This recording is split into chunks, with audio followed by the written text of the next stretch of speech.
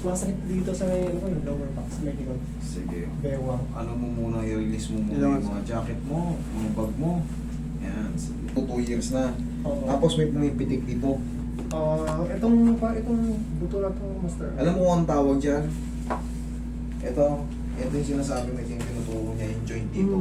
Yung fibula. Yan, may jointing kasi yan. Ngayon, siguro pag pumapersa ka, para may kumakatis-katis dyan. Tapos, ito pag na-UP na gano'n na matagal, yung pag nangalala ko, yung gano'n. Tapos bigla akong yan, masakit eh. masakit siya. Oo, wala sa gano'n.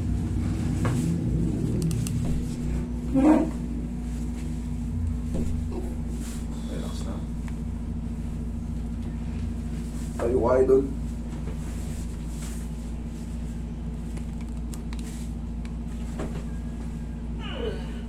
Hinga kang patagilid.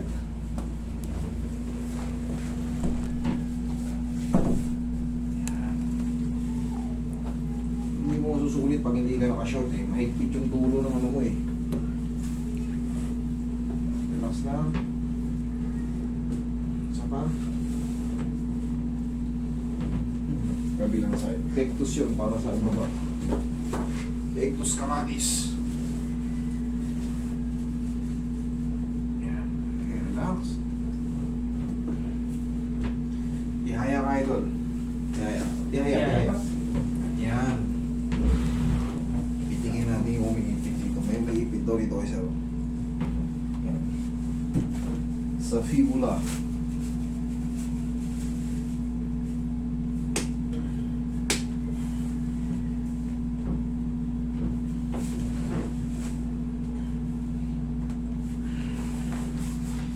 Huwag mo lalabanan idol, hindi masakit to ha. Huwag mo lalabanan. Sige lang. Isa pa. Tapos yung tapilok, i-address natin lahat.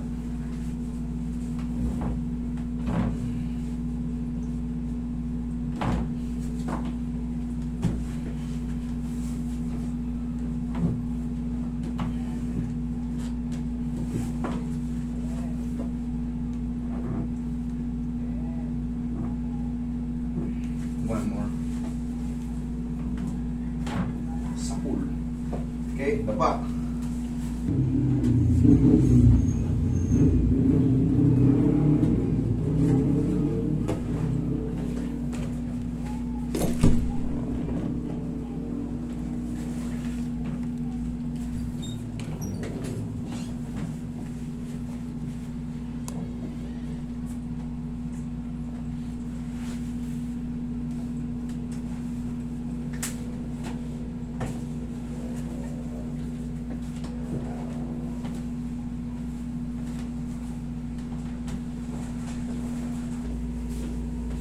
Inhale.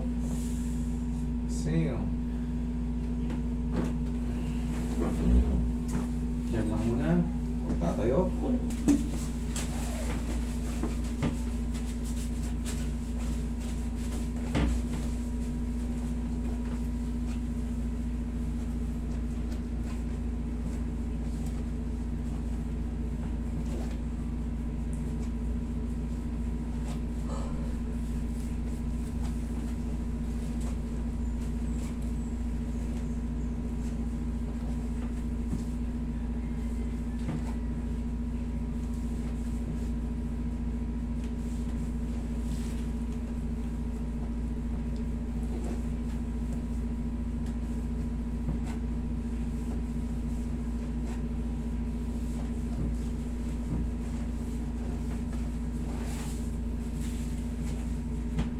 May pang pokoy.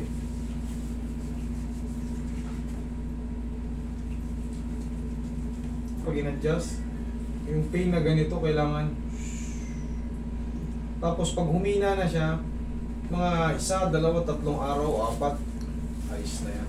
Pero pag ang nangyari after adjustment, yung ganitong pain, sumakit pa, sabihin nyo na, pero hindi mangyayari yun. Pero kailangan hindi ganun.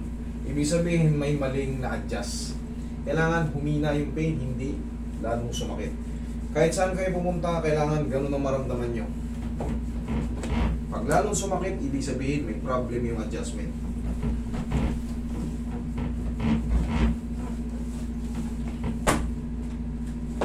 Test mo, bossing. Sige, upo ka. Hindi, yung kaninang inuupo mo kanina, yung upo Sagad. mo. Yung tapilok ko po. Ayan, sige, tapilok mo na po. O, sige. Wala na yung ano. Nawala na yung pressure. Opo. Thank you. Hindi. Other side. Yung nandito ang meron pa rin po. Pero ano?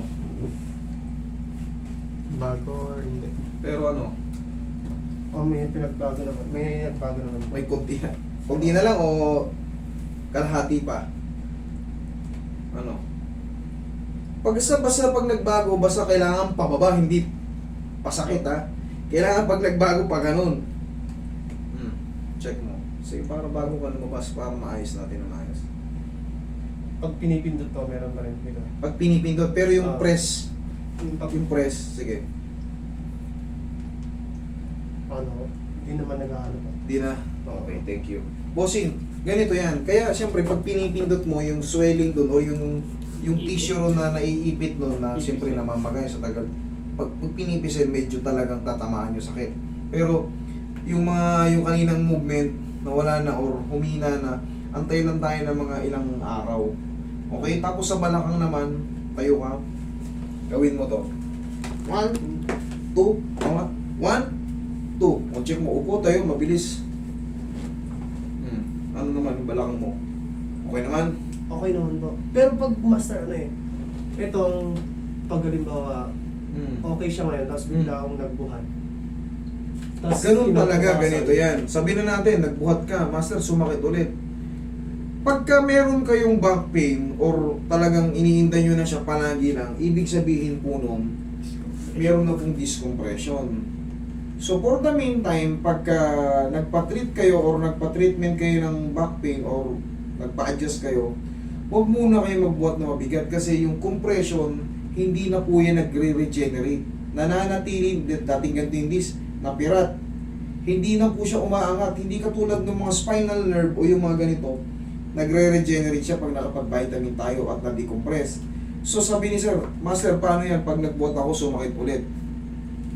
Ito na yung tinuturo ko sa inyo. At least, hindi na kayo magsisibir. Ngayon, wala. Sabihin natin, mga isang linggo, nagbuhat ka, parang may pressure pa rin. I-release nyo lang ng ganito yan, tapos sapusan nyo ng pau. Kasi, yung discompression nga, lahat tayo binabalakang, lalo pag ang tagal natin nakatayo, nagbubuhat tayo, nangangawit, binabalakang talaga tayo.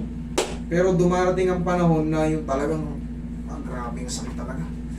Halos di ako makayuko. Yun na ako kailangan.